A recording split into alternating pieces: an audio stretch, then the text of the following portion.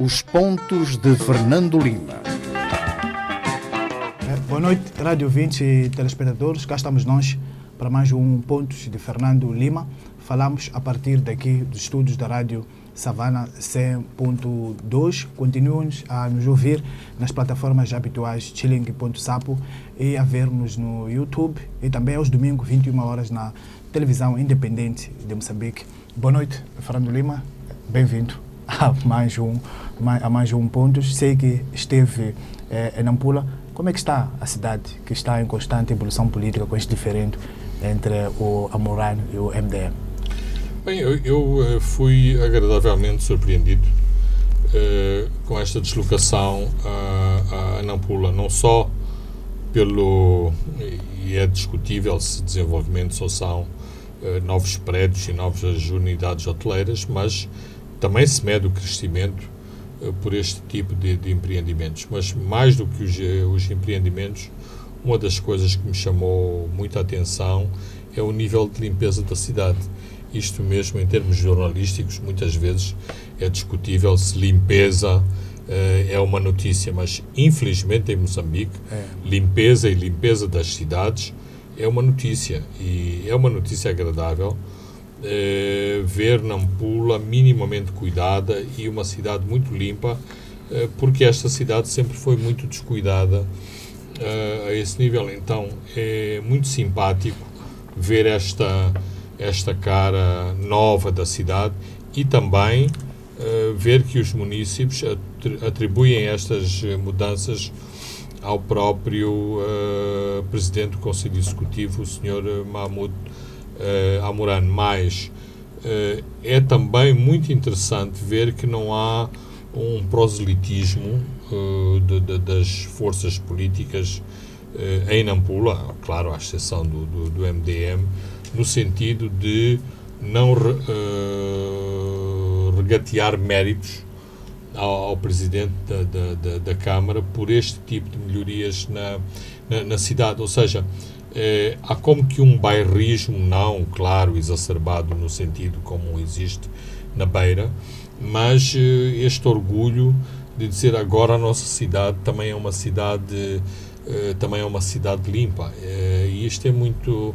Isto é um dado importante. Caso a Amoran avance como independente, mostra que todas as atenções nas autárquicas podem estar viradas para Nampula.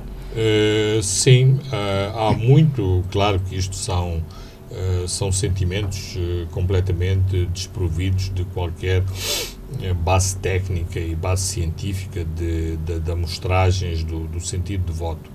Mas o sentimento é que Amoran, se concorrer como independente, ganha facilmente as eleições e, no meio desta peleja com o MDM, quem saiu a perder não foi Amoran, foi de facto o MDM, mas inclusivamente se diz que é melhor o MDM evitar ter candidato em Nampula porque se arrisca a sofrer uma grande humilhação naquela que é considerada a terceira cidade de Moçambique. Sei também que escalou Nampula por causa de um seminário do Instituto Nacional de Gestão de Calamidades.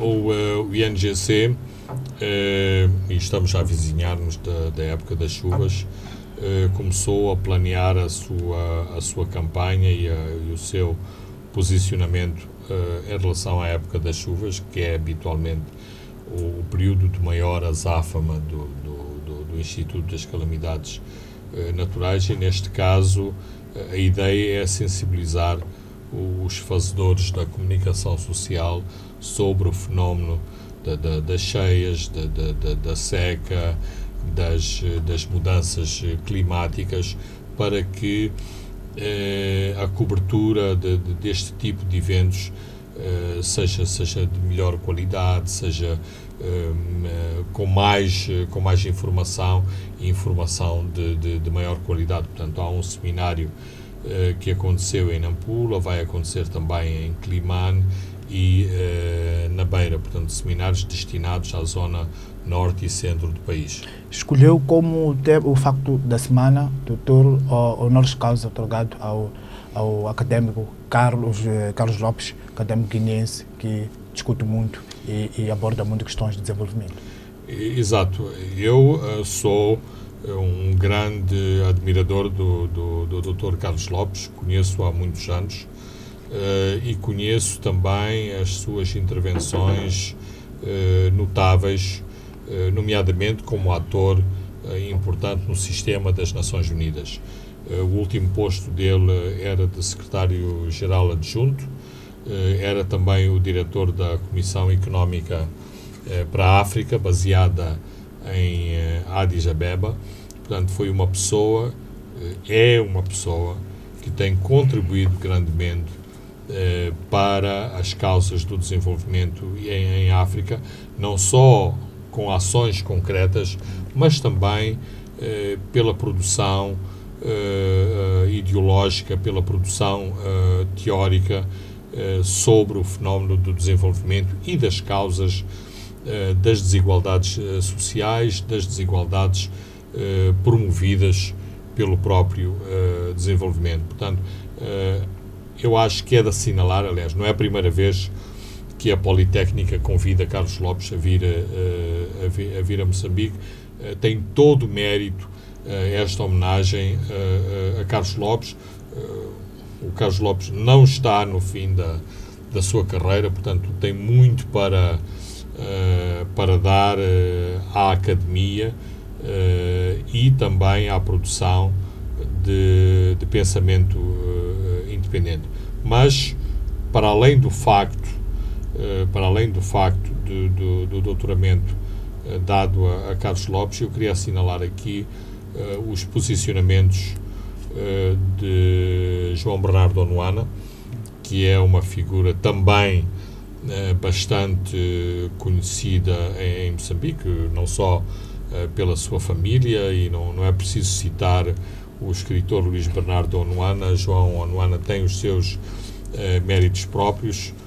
Eu, que não tenho que fazer biografias oficiais, diria, por exemplo, que é um dos poucos moçambicanos que recusou um cargo ministerial. Por exemplo, foi convidado para ministro do Interior e ele não aceitou essa posição.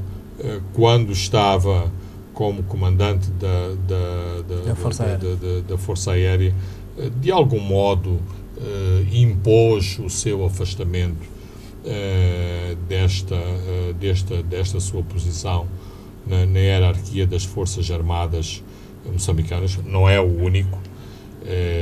No passado discutiu-se muito a reentrada de Paulo Macaringue na estrutura das Forças Armadas, exatamente quando, num determinado momento da sua vida, achou que era mais importante abraçar a sua vida académica. No passado tivemos Paulo Zucula, que de algum modo bateu com a porta no Ministério da Agricultura quando achou que não dava mais para continuar como vice-ministro da Agricultura. Isto são factos da nossa história, não fazem parte da história oficial, mas nós aqui exatamente não estamos para falar de oficialidades e de coisas protocolares. Então, é muito importante e João Bernardo Onuana, nos últimos anos, tem trilhado uma carreira assinalável nas Nações Unidas. Infelizmente, uma doença gravíssima limitou muito nos últimos anos. Mesmo assim, a sua carreira é notável no sistema das Nações Unidas, não só no departamento de pequenas armas de fogo, o seu papel no infindável processo de pacificação da Guiné-Bissau, mas essencialmente, e sendo um indivíduo que não deixa de ser da nomenclatura, é importante, ou foi importante, o seu posicionamento na academia em relação aos intelectuais e ao papel dos intelectuais na academia, ou seja, que tem que tomar posições, essa é a sua responsabilidade, e que o Estado também não pode policiar o pensamento dos académicos no sentido de delimitar os campos de atuação. ou seja, os bons e os maus, aqueles que se pronunciam a favor das políticas governamentais são os bons, aqueles que têm um sentimento crítico são os maus. Mas, claramente, ele pronunciou-se e posicionou-se no sentido de crítico de que o baleamento que sofreu José Jaime Macuan, um professor da Universidade Eduardo Mondlane, ter passado ao lado da academia, das instituições oficiais da academia, assim como a vergonha que foi a homenagem, não a homenagem ao professor Gil Cistag. Porque no fim do dia, e tal como nós já prevíamos, nunca mais houve o tal processo oficial de que a biblioteca da Faculdade de Direito tivesse o seu nome e a cerimónia da plantação da árvore fosse homologada nos termos corretos. Ou seja, é preciso vir um moçambicano de fora para nos chamar a atenção desta postura menos correta do Estado, do Governo e da nossa própria academia. Fernando Lima, agora vamos para os temas que elencamos para este programa de hoje. A Comissão Política da Frelimo vai avançar, vai apresentar Filipe Nunes ao Congresso como o candidato presidente do partido. É verdade que isto não vincula o Congresso, mas é uma posição politicamente muito forte e pode concorrer para afastar eventuais setores que podiam estar a conspirar para apresentar um segundo candidato. Fernando Lima, como é que vê esta resolução? Bem, eu vejo exatamente nesse sentido, e isto corrobora o que ao longo dos últimos meses muitas fontes das nossas publicações nos vinham referindo, no sentido de que o caminho para o Congresso de Filipe Nunes estava cada vez mais facilitado e ele ia chegar ao Congresso como um líder incontestado. Isto significa, e como bem foi salientado, não estão afastadas outras candidaturas, outras possibilidades. Tem havido também alguma confusão entre candidato a presidente do Partido Frelimo e candidato a presidente da República, uma vez que em 2019 haverá eleições presidenciais. Não fazemos esta confusão. Não há sequer um candidato a presidente da República em 2019. Aliás, isso nem sequer é uma decisão que compete ao Congresso. Haverá certamente uma reunião do Comitê Central em 2018 que decidirá e deliberará sobre isto, mas claramente este é um passo gigantesco para formalmente se dizer este é o nosso candidato. Mas, e eu não fui comparar com comunicado, se houve comunicado no passado em relação a Armando Guebuza, mas noto que neste comunicado da Comissão Política houve o único comunicado saiu de Filipe Raoni quando disse que o presidente Guebuza era um candidato natural e terminou aí. Não houve nenhum comunicado. Então, neste comunicado houve a preocupação, inclusivamente, de dizer que foi por unanimidade e aclamação, quando nós sabemos que durante muitos meses não havia unanimidade em relação a estamos a falar unanimidade e aclamação de uma comissão política que veio de Muxara e que o guebuzismo estava muito forte. Bem, e que agora... Isso tem um peso muito bom para o presidente Nunes para chegar, como dizia muito bem, ao Congresso com o tapete vermelho estendido. Claramente. Também noto, e durante muito tempo, o general Alberto Chipando manteve-se na sombra, embora nós saibamos do papel fundamental que ele teve no afastamento de Armando Guebuza como presidente do Partido Frelimo o ano passado. Sim. O ano 2016, e mais uma vez ele está a assumir um papel relevante na preparação do Congresso, nomeadamente prometendo que as mudanças que haverá no Congresso serão as maiores nos últimos 50 anos. Isto são palavras de Alberto Chipano na preparação do Congresso. Portanto, significa... Onde ele quer chegar com... penso que há uma percepção de que Nyusi, sendo uma nova geração, representando a transição geracional em termos de Frelimo e em termos de partido, poderá ter este potencial de fazer mudanças de fundo. Eu não tenho dúvidas que Nyusi gostaria de fazer mudanças. Aliás, é cada vez mais claro o seu pendor tecnocrático, a sua visão muito prática, muito pragmática, pelo menos dos assuntos de Estado, o que me leva também a concluir algo que eu já disse anteriormente, que Nyusi não é uma pessoa, não é um indivíduo muito preocupado com os assuntos partidários. Ele tem muito mais a preocupação do Estado, do Governo, do país, de ver o país andar para a frente. Isto é um bocadinho uma heresia em termos de dogmatismo no Partido Frelimo.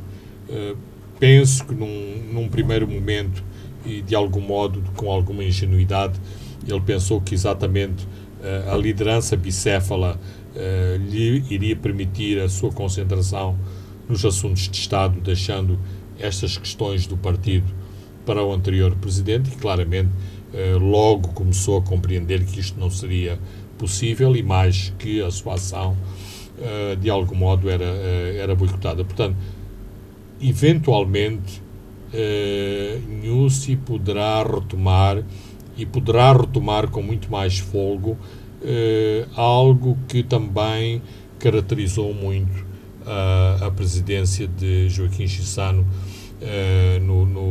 na sua última fase, ou seja, cada vez mais ter este sentido de que o Governo e o Estado, para andarem para a frente, precisavam de se amarrar do passado, nomeadamente de muitas das teias ideológicas. E tivemos isso, como dizia muito bem, no tempo de Joaquim Chissano, e depois com a entrada de Armando Guebuza voltaram-se a amarrar, e agora parece que estamos a voltar para esta tendência. Claramente. Questiona-se muito dos resultados das visitas de Nyusi aos ministérios. O meu ponto é que estas visitas permitem aos moçambicanos conhecer melhor como ele pensa e como vê as questões práticas do Estado. Aliás, ainda hoje eu estava a pensar numa declaração, numa parte que ele fez numa deslocação ano passado a Portugal. Conhecemos os talamaleques dos portugueses, doutor para aqui, doutor... Então o Presidente fez questão em dizer que não era doutor, que era um engenheiro, e nós, os engenheiros, não gostamos de ser tratados por doutores, exatamente porque temos uma visão muito mais prática das coisas do dia-a-dia, de como funcionam as estruturas e as instituições. E é um pouco este imprint, este carimbo que a Nyusi tem vindo a assinalar nessas suas visitas. Isto tira-lhe um pouco o caráter oficial daquilo que ele quer e daquilo que ele pensa que deve ser a máquina do Estado. No entanto, isto deixa recados, deixa mensagem, e isto é muito complementar àquilo que se passa no Conselho de Ministros, àquilo que se passa nas reuniões mais restritas, em que ele é um obcecado por a questão dos resultados e por se atingirem objetivos nas instituições, muito pouco afetado pelos discursos, pelos elogios e por toda aquela digamos, uma certa, um certo formalismo que sempre caracterizou a Frelimo. Portanto, estamos aqui perante algo novo, embora para já não possamos vaticinar que isto será o corolário lógico. Falando do vaticínio, então não espera depois dessas visitas aos ministérios e agora no Congresso ou pós-Congresso, não espera uma remodelação governamental para trazer este lado de tecnocrata no próprio governo, ter uma visão mais técnica? Eu penso que sim, se ele conseguir os seus objetivos. Para conseguir os seus objetivos tem que consolidar os seus posicionamentos, as suas posições no partido. Isso significa, não são as suas posições pessoais, mas ter a sua máquina que lhe permita agir de uma maneira muito mais descomplexada, muito mais livre, claramente, e ele indiretamente já o disse, que há ministros que não estão a compreender a filosofia. Também já o deixou entender que este foi um governo de compromisso e não o seu governo. Portanto, o corolário lógico, se ele tiver esses poderes, é que haja de facto mexidas nos ministérios, mexidas nas empresas estatais. Basta ver, por exemplo, as nomeações que são de algum modo propiciadas por ele no aparelho económico. São sempre pessoas que tentam inovar, fazer coisas novas e fazer coisas à revelia de uma determinada maneira de ser, de estar e de pensar. Aliás, pasme-se, esta semana, inclusivamente, ouvi um dos empresários do sistema falar dos conflitos de interesse. Portanto, em última análise, graças a Filipe Nyusi, o empresário do sistema veio a público para criticar uma coisa que é óbvio, que há conflitos de interesse entre os interesses empresariais dos ministros e as suas funções no aparelho de Estado. Portanto, não é claramente o ovo de Colombo, mas não deixa de ser surpreendente que ao fim de 5 mais 5 mais 2, 12 anos, tenha chegado a esta conclusão. Portanto, não sei se os resultados que isto poderá trazer, uma vez que estamos aqui apenas a olhar para a personalidade de Nyusi, mas as amarras de Nyusi não são apenas aquelas do Partido Frelimo, da tradição, da velha guarda, não.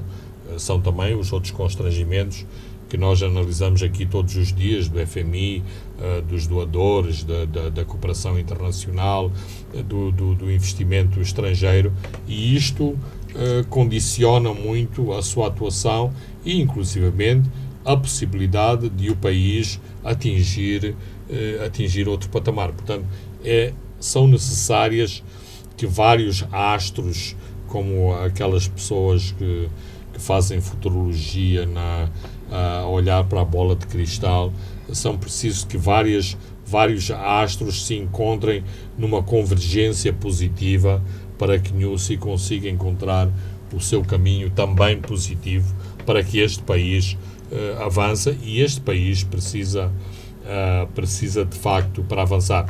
Isto para não falar também da própria ajuda que Dhlakama e a Renamo têm que dar a Nyusi para que o país avance. Falando das grandes, do que deve acontecer para o país avançar, e também da ajuda que a Dhlakama e a Renamo devem dar também nesta equação, espera grandes debates no Congresso, sobretudo em temas estruturantes como dívidas ocultas, a responsabilização e a relação com a Renamo e o seu líder, Afonso Dhlakama? Não no sentido de olhar para o passado. Eu faço, sem tirar aqui nenhum estatuto de veterano, mas faço congressos da Frelimo desde 1977 e nunca vi grandes rupturas em nenhum congresso, no sentido de se rasgar a pauta e o congresso... Vão sair aquelas velhas frases, saímos coesos e quanto mais unidos. Se olharmos para Mochara, tivemos o incidente Jorge Rebelo e não tivemos muito mais que isso, ou seja, Rebelo falou, depois tentou-se censurar o seu discurso, depois o seu discurso já não era censurado, quem acabou por ser censurado foi Edson Macuacua, e em termos de grandes coisas que aconteceram no Congresso, para além do momento eleitoral, e sim, o momento eleitoral foi extremamente importante, da maneira como se organizou o xadrez, o novo xadrez político para a parte complementar da liderança guebuza. Nada mais aconteceu de excepcional. Digamos que a Frelimo, de algum modo, se resguarda muito para outro tipo de debates que não ir ao pódio, ir ao microfone e, como se costuma dizer, partir a loiça. Portanto, se tudo se passar na ortodoxia do passado, e eu noto que Nyusi tem incentivado muito os militantes do seu partido a que nestas reuniões falem à vontade, não tenham medo de discordar e de se apresentarem como vozes discordantes, mesmo assim, e sobretudo nos momentos que forem públicos. E os congressos, grande parte dos congressos são as sessões, as plenárias são públicas. Se tudo se passar como habitualmente, não espero de facto grandes pronunciamentos, mas gostaria de ser agradavelmente surpreendido e que eu estivesse redondamente enganado nesta premonição do que será o Congresso. Ou saímos unidos e coesos será a frase mais ouvida no fim do Congresso?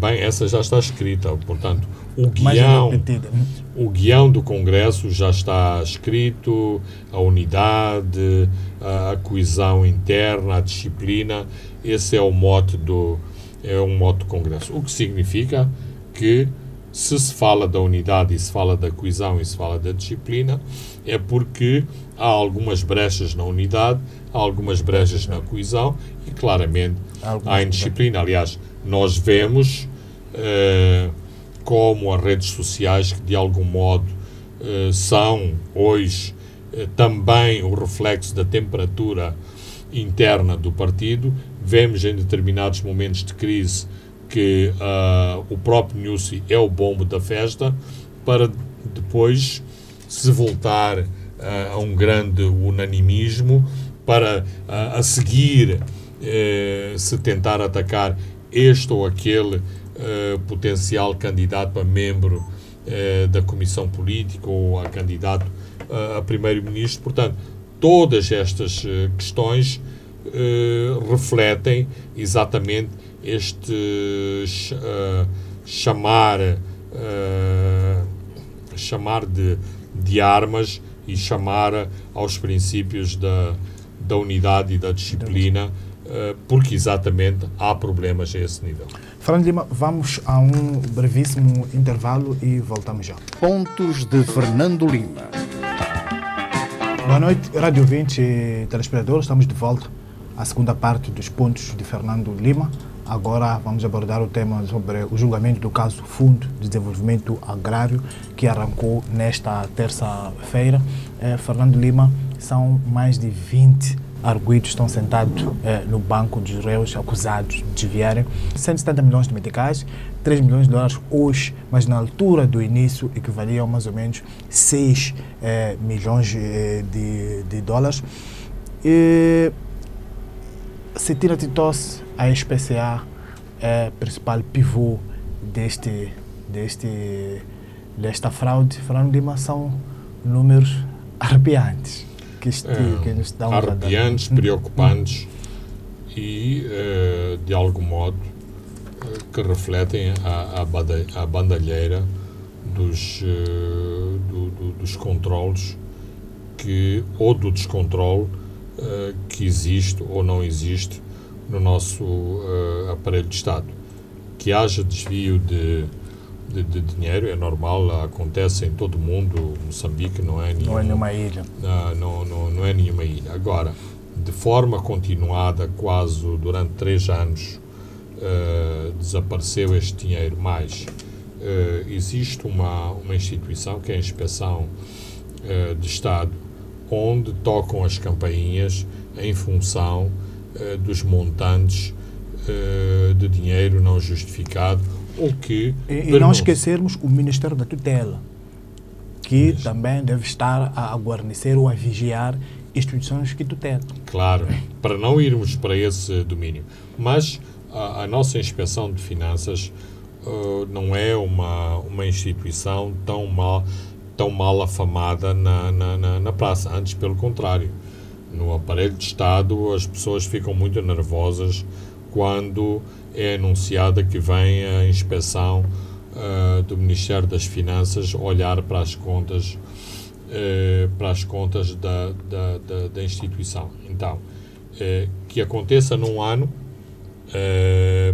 pode acontecer. Agora, que depois de ter passado o período da intervenção da Inspeção de Finanças e do Tribunal Administrativo e de forma continuada pelo 3º ano, isto não tenha sido detectado, ou só ao fim do 3º ano a que foi detectado, é muito estranho e leva-nos a interrogar-nos se não há muito mais gente envolvida. Outros esquemas semelhantes noutros ministérios. Por exemplo, sempre se pensou, e aliás os casos acabaram por aparecer, que o Ministério da Educação e o Ministério da Defesa eram os grandes centros dos funcionários fantasmas, não só pela máquina humana ou pelo exército humano que movimentam e, sobretudo, no Ministério da Defesa, pela conhecida incapacidade e incompetência ao nível administrativo de controlar este tipo de pagamentos. E acabou por acontecer, e ainda não estão refletidos todos os escândalos do dinheiro desviado no Ministério da Defesa. Havemos de ver esse fenómeno no Ministério dos Antigos Combatentes, em relação às pensões, em relação à própria catalogação de antigo combatente ou não antigo combatente, em relação aos próprios projetos para os antigos combatentes, no Ministério da Educação, que tem uma máquina administrativa muito mais organizada, mas é uma máquina monstruosa, e com a descentralização também é possível estes esquemas de desvio de dinheiro ao nível dos pagamentos aos funcionários. E eu estou surpreendido que até agora outro ministério que também tem uma massa laboral enorme, o Ministério da Saúde, que ainda não tenha acontecido casos semelhantes, porque também tem que fazer grandes pagamentos e pagamentos descontinuados por todo o país, porque é uma máquina que vai até ao local mais recôndito. Portanto, pelo menos ao nível do distrito é necessário fazer pagamentos para o pessoal que trabalha nos postos de saúde destes locais. Portanto, o FDA, e isto também tem outra particularidade, a partir de um determinado momento, no aparelho de Estado, e por se considerar que o aparelho de Estado era muito burocrático, que tinha muitas limitações, que todos os funcionários protestavam, começou a ser muito habitual criarem-se as instituições com autonomia administrativa e financeira. Esta alteração, por um lado, que visava dar benefícios, dar agilidade a estas próprias instituições, também trouxe este problema. É muito mais fácil, neste cenário, desviar-se dinheiro, ou, digamos, que o controle sobre os mesmos dinheiros não é tão imediato e não é tão exato como num aparelho de Estado muito mais centralizado, muito mais burocratizado, muito mais anestesiado por os controles e as autorizações que é necessário fazer. Mais, também se pensou que a própria informatização de todo o sistema iria permitir mais facilmente detectarem-se essas fraudes. De facto, quando se reconstituem as fraudes por via informática, é mais fácil e também é mais fácil encontrar-se os vários canais aonde foi parar este dinheiro. Mas, quando ao nível da fraude, ao nível dos sujeitos da fraude, estas pessoas envolvidas são minimamente conhecedores de como funciona o processo informático, isto permite também viciar o próprio sistema informático. Aliás, isto foi provado num dos casos de fraude do Ministério da Educação, em que o sacrossanto SISTAF, portanto, que se pensava que era inviolável, foi drenado dinheiro fora do SISTAF. Portanto, isto significa que havia passwords, portanto, códigos de entrada no sistema que eram partilhados e que eram utilizados não para fazer os pagamentos apropriados, mas para tirar dinheiro para fora do sistema. Isto é, digamos, o quadro que tenta explicar como foi possível isto acontecer. Agora, depois, quer no acesso à informação anterior ao julgamento, quer nos primeiros dias do julgamento, isto parece uma telenovela. Eu não sou pago pelo Gilberto Mendes para fazer publicidade da sua companhia de teatro, mas espero que os guionistas das peças do Gilberto estejam em permanência no julgamento, porque é hilariante o que se passa no julgamento. Repito, estamos a falar, antes da desvalorização do metical, estamos a falar de 6 milhões de dólares. Há uma senhora, a tal assistente da senhora Titós, que calmamente disse no tribunal que recebeu quase 2 milhões de dólares e que achou isso perfeitamente normal. Quer dizer, nós que estamos habituados, quando entram 3 mil meticais, 1.500 meticais, que são habitualmente os pagamentos rotineiros que fazemos de pequenas compras de crédito do giro, de crédito da televisão, de pagamento de uma pequena reparação, e temos que controlar estes pagamentos. Mas, do outro lado, a pessoa que deve receber também está atenta se o dinheiro entrou na conta ou não. Quer dizer, acho incrível que uma pessoa que recebe 2 milhões de dólares achou perfeitamente normal. Eu, por acaso, gostaria de achar normalíssimo que na minha conta também entrassem 2 milhões de dólares. Infelizmente, nunca... Mas, sobretudo, nesse ponto, as campainhas do banco, porque não deviam tocar. Deviam tocar, e há mecanismos para tocar, porque o que é branqueamento De capitais. de capitais, lavagem de dinheiro. É exatamente uma pessoa, assim como uma pessoa vai no avião e os tripulantes das companhias aéreas foram treinados ou têm sido treinados na última década para detectarem sinais sobre os correios de droga.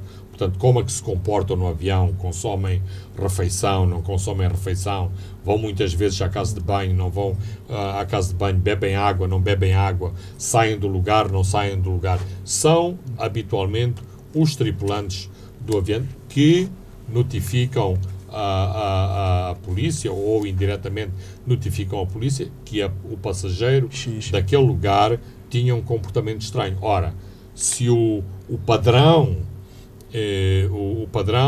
da conta bancária de um determinado indivíduo são 100 mil meticais, 200 mil meticais, de repente passa a movimentar 1 milhão de dólares, isto claramente toca campainhas. Mas o Banco Central, através da sua supervisão bancária, e a supervisão bancária melhorou muito nos últimos anos, quando detecta créditos, incumprimento nos créditos, determinadas operações que são consideradas fora do normal, habitualmente faz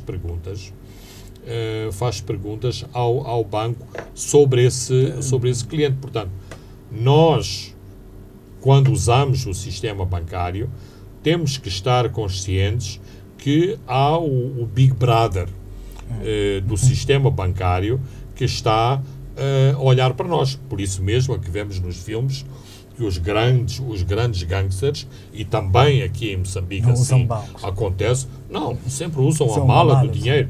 A mala do dinheiro não é, que é uma coisa super incómoda, não é porque as pessoas gostam da mala do dinheiro, é porque a mala do dinheiro permite que os gangsters, o crime organizado, as máfias, passem ao lado desse tipo de controles e, portanto, não são controlados. Por exemplo, no caso das dívidas ocultas, um dos cenários que se pensa que aconteceu não é que o dinheiro foi aterrar nas contas bancárias de muitos dos moçambicanos. É que foi pago lá fora, depois foi drenado para dinheiro vivo e entrou em Moçambique como dinheiro vivo para pagar determinados serviços, para dar presentes e dar comissões a determinadas pessoas como dinheiro vivo.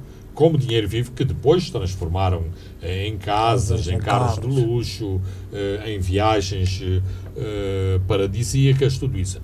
Então, aqui, digamos que é um esquema muito mais primário, como também verificámos no caso do Ministério da Defesa. Era tudo por contas bancárias, com emissão de cartões de crédito. Portanto, essas pessoas não devem ver estes filmes dos traficantes e do crime organizado. Mais o tipo de justificações e de argumentações em tribunal mostra, de facto, uma grande ingenuidade. Ou seja, quando eu digo ingenuidade no sentido de não tentarem encobrir as e um dos exemplos é a diretora adjunta do FDA, que diz que não achava anormal receber gratificações de empresas que tinham contratos de prestação de serviços com a FDA, e dizia que esta coisa de lei de propriedade pública não sabia que iria impedir. Não, é por isso que uma pessoa não sabe se há de ficar sério e zangado e irado ou se há de rir perante tanta... Ou seja, isto é estarem a tentar atirar-nos areia nos nossos olhos. Agora, há uma parte que até agora não apareceu e que talvez justifique esta aparente ingenuidade dos arguidos ouvidos até agora em tribunal, que é as prendas da diretora do FDA abrangiam pessoas que não estão elencadas ali como arguidos, nomeadamente que há ministros que receberam prendas, que há primeiros secretários que receberam o próprio partido, que receberam prendas, o próprio partido. Por exemplo, agora eu vim de Nampula, aparentemente havia lá um quadro que quase deixou apodrecer um trator lá estacionado na sua garagem, porque recebeu um presente do trator e não sabia o que é que havia de fazer do trator, mais uma série de cabeças de gado que foi também colocar num terreno e que ele abatia como se o curral do gado fosse igual a um galinheiro, ou seja, o gado não é para se reproduzir e para criar uma manada, é para, quando uma pessoa tem falta de carne de vaca, abate uma... Ora, isto cria uma rede de protecionismo também muito grande, porque se estas pessoas todas ficam com o bife na boca, isto também pode explicar porque que demorou tanto tempo a destapar a rede, porque muita gente tinha os bifes na boca. E esta aparente vontade da senhora no tribunal para falar da cetina de tosse pode indiciar isto? Claramente indicia isso. Aliás, parece-me que é a mesma tática do Ministro da Justiça, porque que, como disse que o Presidente tinha conhecimento que ele ia a Meca, portanto ele era um intocável. Infelizmente teve azar e saiu muito mal na fotografia esta tentativa de se escudar atrás do Presidente da República. Mas, certamente, eu acho que vamos assistir a episódios e capítulos muito mais interessantes. E depois é assim, como é um grupo muito grande, digamos que a coordenação do grupo, no sentido da unanimidade dos depoimentos, também é mais difícil, porque claramente este é um grupo que está todo coordenado, os jovens advogados que estão ali parecem pequenos treinadores a darem indicação a todos os arguidos do que devem dizer e do que não devem dizer, mas num grupo muito alargado há sempre muito mais possibilidades de começarem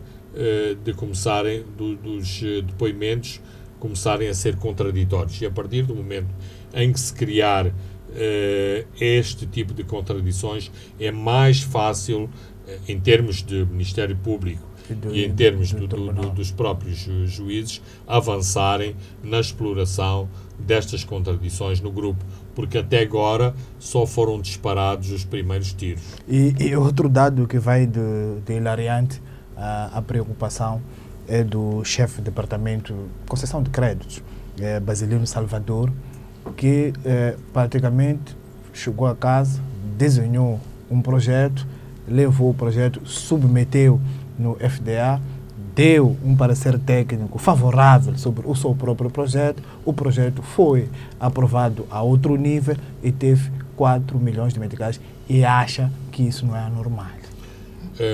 Não, isto, Francisco, coloca-nos noutra plataforma e coloca-nos na seguinte situação. É habitual no Ministério da Agricultura e nos seus vários departamentos estas facilidades tropicais na concessão de créditos de alfaias agrícolas e de gado.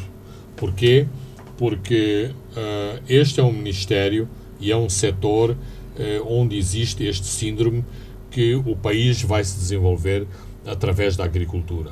E, portanto, a grande preocupação dos burocratas deste Ministério é de distribuir e distribuindo tudo que vem à mão. E sem critérios, porque, como diziam, uma expectativa de que um dia, como por milagre, vamos começar, o país estará melhor em termos de produção, ou a enxada de Cabo Curto vai desaparecer e todos os agricultores se transformam em todos os camponeses se transformam em abastados agricultores. Ora, isso não é verdade.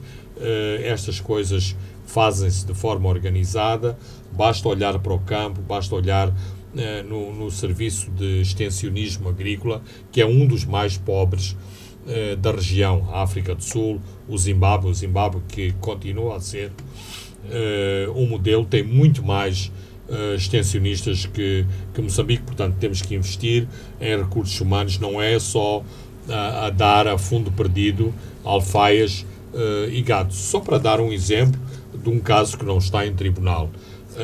Uma parte das alfaias agrícolas do Vale do Zambeze e dos famigerados vários planos que já foram concebidos para o Vale do Zambeze foram vendidos a desbarato em todo o país, nomeadamente no sul de Moçambique. Porquê? Porque os responsáveis do Vale do Zambeze não sabiam o que haviam de fazer da avalanche de equipamento chinês que receberam lá no Vale do Zambeze. Portanto, isto explica um pouco porque que estas coisas acontecem na agricultura, ou seja, é preciso distribuir, é preciso ter recipientes de ajuda, listas de nomes que possamos elencar para mostrar que estamos a fazer serviço. Por exemplo, o Ministério da Agricultura vive em pânico para encontrar moçambicanos para levar ao exterior para serem apresentados como exportadores de produtos agrícolas moçambicanos, porque de facto há muito poucos exportadores moçambicanos. Então este moçambicano fica quase como o rei da agricultura, porque consegue ter alguns números para esgrimir em termos de exportações. Claro que eu estou aqui a tecer um quadro um pouco com algum folclorismo, mas é muito isto que se passa. Há muito de improvisação e há muito também de desespero em relação às próprias estratégias de desenvolvimento agrícola. Então, quando se trata de insumos, também não existe muito critério.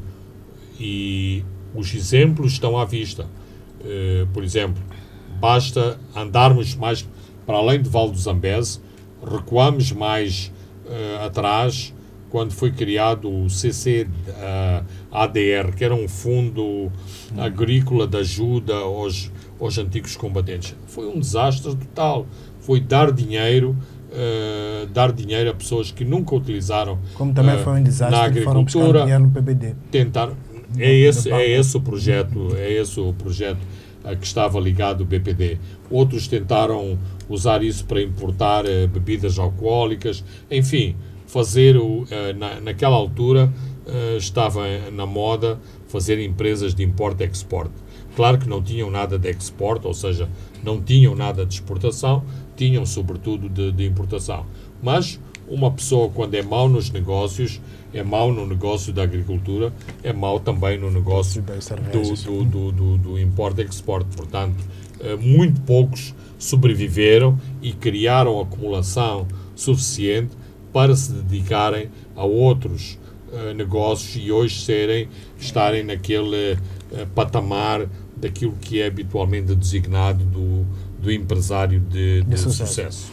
Fernando Lima, este tema do Fundo de Desenvolvimento Agrário vai nos acompanhar ao longo dos próximos programas. São acima de 20 arguidos que estão no banco dos réus, mas agora vamos a um outro tema que tem a ver com a Coreia do Norte. Moçambique diz que vai cooperar com as Nações Unidas, porque Moçambique é acusado de ter furado o bloqueio internacional e comprou um sistema de mísseis à Coreia do Norte.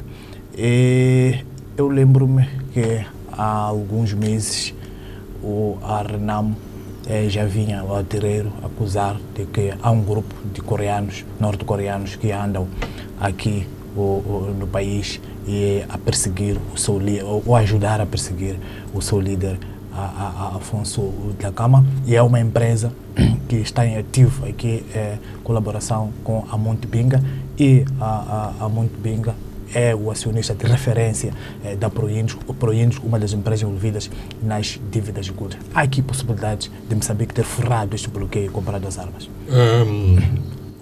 Temos várias. Essa pergunta tem muitos componentes. Primeiro, acho que há todas as evidências que Moçambique furou o boicote, furou as sanções e fez transações com uma empresa da República Democrática e Popular da Coreia. Por outro lado, a parte da Renamo, e eu acompanhei as declarações da Renamo, talvez não sejam tão exatas, porque na Gorongosa houve um dos incidentes mais conhecido, tem a ver com técnicos vietnamitas da Movicel. A Movicel, como nós sabemos, é uma companhia de maioria de capital vietnamita do exército vietnamita, a Vietel. As tendas dos técnicos da Vietel têm toda a semelhança como tendas militares. Os técnicos do campo da Vietel, os vietnamitas, vestem-se de forma militar, aliás, como também os chineses da construção civil. Só recentemente aqui eu vejo os operários chineses da construção civil vestirem umas fardas de ganga vermelho, grená, mas no passado vestiam todos militares. Então, quando foi da reabilitação da Estrada Nacional número 1 na zona de Sofala, parecia que era o exército chinês que estava a recuperar a estrada, mas isto está dentro daquela filosofia chinesa do exército ou civil, tudo usa o mesmo fardamento. Então, tenho conhecimento que houve incidentes na zona da Gorongosa, na colocação das linhas da Movitel com técnicos vietnamitas que foram confundidos como assessores militares do exército moçambicano e que não eram coreanos nem eram chineses. Há inclusivamente rumores que terão falecido alguns técnicos vietnamitas. Claro que oficialmente isto nunca foi reportado, mas penso que a Renamo e as autoridades moçambicanas estão de posse destes elementos. Em relação às transações com a Coreia, mesmo com as alterações políticas verificadas em Moçambique, uma grande parte do nosso armamento é armamento de origem do Bloco de Leste. E nós sabemos que mesmo a Índia, que nunca pertenceu ao Bloco de Leste, usa equipamento, aliás, tem patentes para fazer equipamento de origem russa, incluindo aviões MiGs.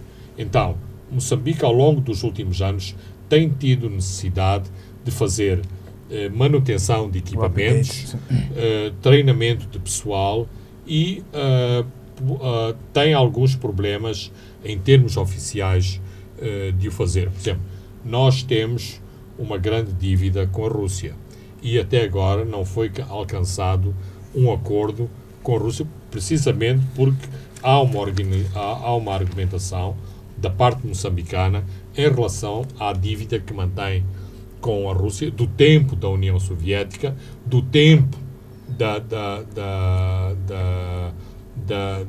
guerra em Moçambique, porque o governo de Moçambique argumenta em termos de Guerra Fria, que uma parte do fenómeno da guerra em Moçambique fazia parte do contexto da Guerra Fria. Logo, o equipamento militar que recebeu fazia também parte dessa confrontação. Logo, Moçambique pode pagar uma parte da dívida, mas não deve pagar toda a dívida.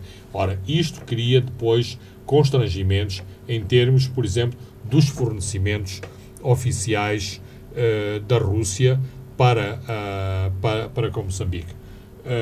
No passado, por exemplo, tivemos aqui técnicos ucranianos com quem o governo de Moçambique técnicos não do exército ucraniano, mas técnicos privados, civis normais, com quem o governo de Moçambique estava a tentar negociar a manutenção do paiol.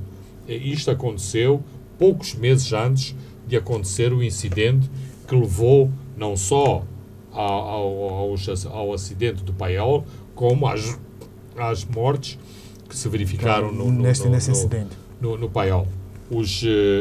Mais recentemente,